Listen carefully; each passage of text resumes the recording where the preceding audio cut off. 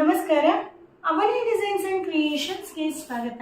Friends, ನಾವು ಇವತ್ತು simple ಆಗಿ ಬೇಗನೆ ಹೊಲಿದು ಮುಗಿಸುವಂತಹ ಪಿಲ್ಲೋ ಕವರನ್ನು ಇವತ್ತು ಹೇಗೆ ಸ್ಟಿಚ್ ಮಾಡೋದು ಅಂತ ನೋಡೋಣ.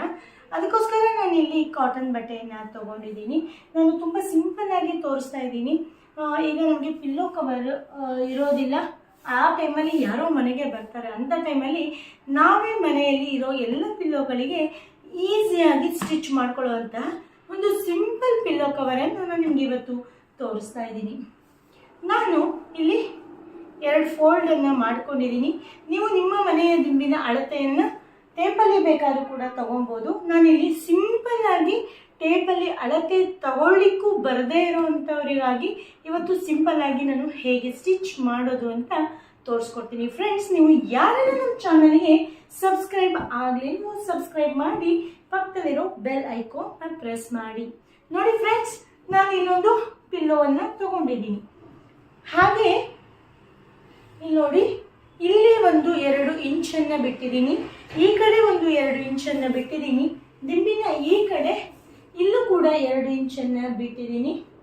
ಹಾಗೆ ಇಲ್ಲೂ ಕೂಡ 2 ಇಂಚನ್ನು ಬಿಟ್ಟು ನಾನು ಈಗ ಕಟ್ ಮಾಡ್ತೀನಿ.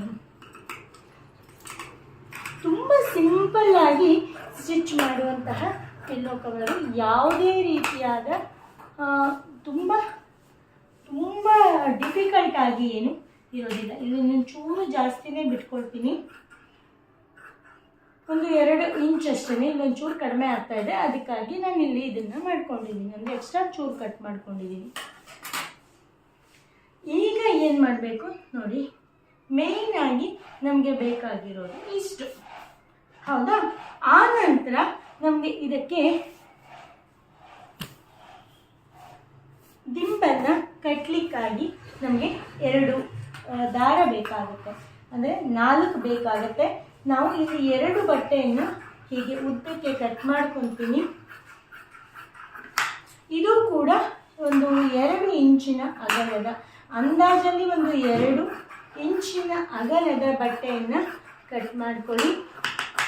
ನೋಡಿ, ಈಗ ನಾವು ಇದನ್ನು ಲಾಡಿಗೋಸ್ಕರ ಮೇಲ್ಗಡೆ ದಿಂಬಿನ ಕವರ್ನ ಕಟ್ಲಿಕ್ಕೋಸ್ಕರ, ದಿಂಬನ್ನು ಹಾಕಿದ ಮೇಲೆ ಕಟ್ಲಿಕ್ಕೋಸ್ಕರ ನಾವು ಇದನ್ನು ತಗೊಂಡಿದ್ದೀವಿ. ಇಲ್ಲಿ ಯಾವುದೇ ರೀತಿಯಾದ ಅಳತೆ ಇಲ್ಲ. ಫಸ್ಟು ನಾವು ಬಟ್ಟೆಯನ್ನು ಫೋಲ್ಡ್ ಮಾಡ್ಕೊಂಡಿದ್ದಾಯಿತು ಅಷ್ಟೇ. ಕಾಟನ್ ಬಟ್ಟೆಯನ್ನು ತಗೊಳ್ಳಿ, ಮಲ್ಕೊಂಡಾಗಲೂ ಕೂಡ ಆರಾಮ್ ಅನಿಸುತ್ತೆ, ಅದಕ್ಕೋಸ್ಕರ. ಈಗ ಫಸ್ಟ್ ನಾವು ಏನು ಮಾಡೋಣಪ್ಪ ಅಂತ ಅಂದರೆ, ಫಸ್ಟು ನಾವು ಹೀಗೆ ಇದೆಯಲ್ಲ, ಇಲ್ಲಿ ಮತ್ತು ಹೀಗೆ ಜಾಯಿನ್ ಮಾಡಿ, ಹೀಗೆ ಫೋಲ್ಡ್ ಮಾಡಿ, ಉದ್ದಕ್ಕೂ 2 ಲಾಡಿಯನ್ನು ಸ್ಟಿಚ್ ಮಾಡ್ಕೊತೀನಿ.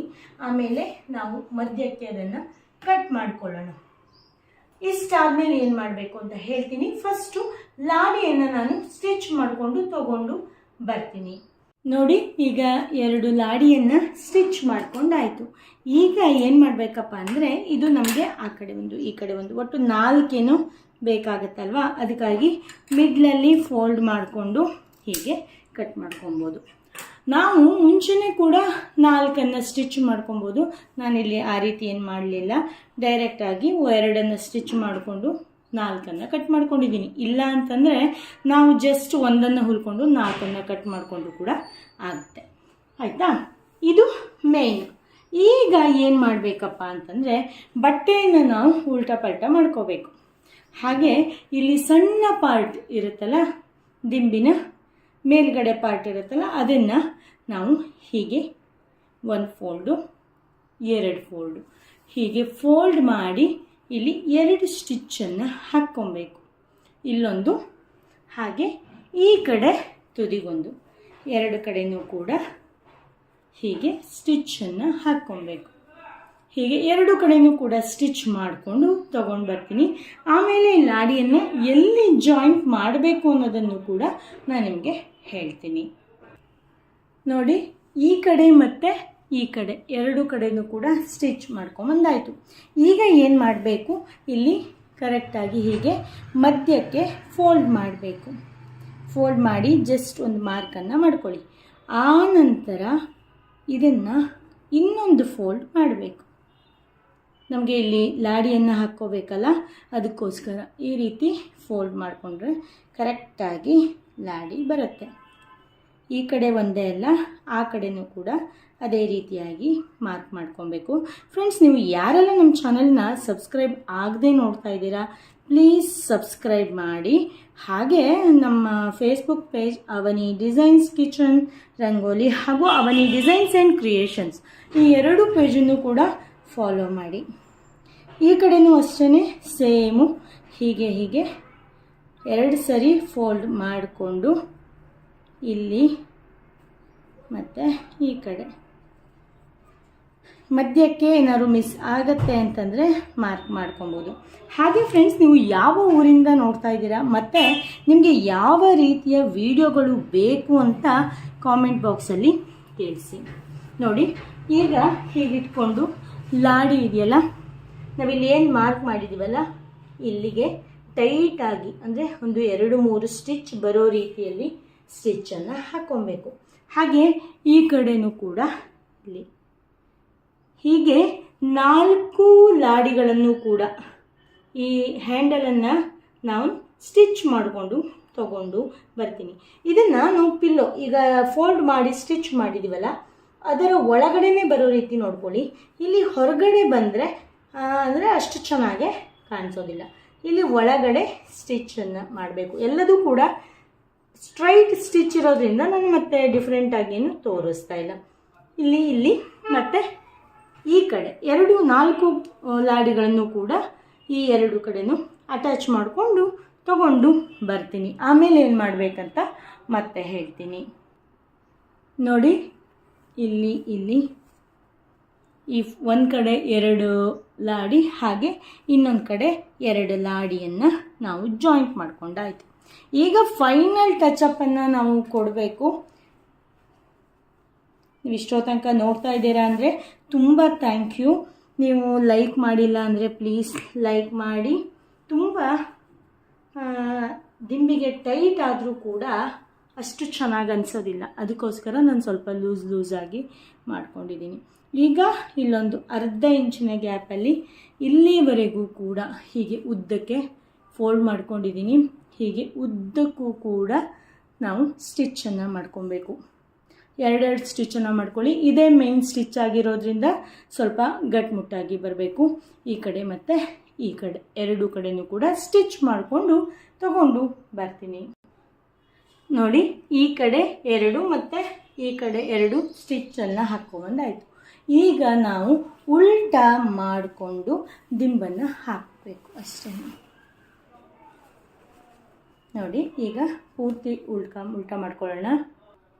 ನೋಡಿ, ಈಗ ಪೂರ್ತಿ ಉಲ್ಟಾ ಮಾಡ್ಕೊಂಡಾಗಿದೆ. ಈಗ ನಾವು ದಿಂಬನ್ನು ಹಾಕಿ ನೋಡೋಣ. ಫಸ್ಟು ಈ ಕಡೆ ನಾನು ನಿಮಗೆ ಮುಂಚೆನೇ ಹೇಳಿದ್ದೆ, ತುಂಬ ಟೈಟಾಗಿ ಹೊಲ್ಕೊಬೇಡಿ, ಅಷ್ಟು ಚೆನ್ನಾಗಿ ಕಾಣಲ್ಲ ಅಂತ. ಇಲ್ಲಿ ಓಕೆ, ಕರೆಕ್ಟಾಗಿ ಆಗಿದೆ.